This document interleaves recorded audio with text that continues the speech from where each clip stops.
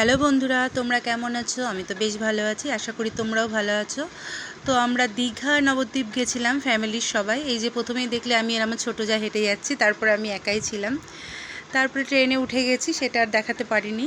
তো বেশ কিছুক্ষণ পরে আমরা ফারাক্কাও পৌঁছে গেছি। এই যে দেখো ফারাক্কা, যতটা পেরেছি দেখানোর চেষ্টা করেছি। খুব একটা ভালো ভিডিও আমি করতে পারি না।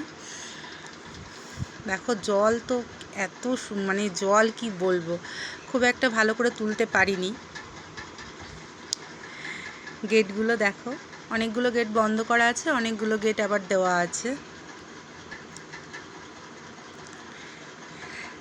এইভাবে ফ্যামিলির সঙ্গে ঘুরতে এই প্রথম গেছি, ভীষণ আনন্দ করেছি, অনেকে ছিল।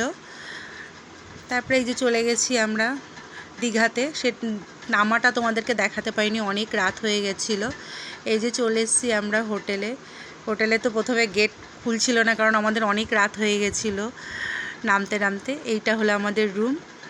তো এইটুকুই ছিল আজকের ভিডিও। অবশ্যই তোমাদের ভালো লাগলে কমেন্ট করবে, লাইক করবে। টাটা, সবাই ভালো থেকো।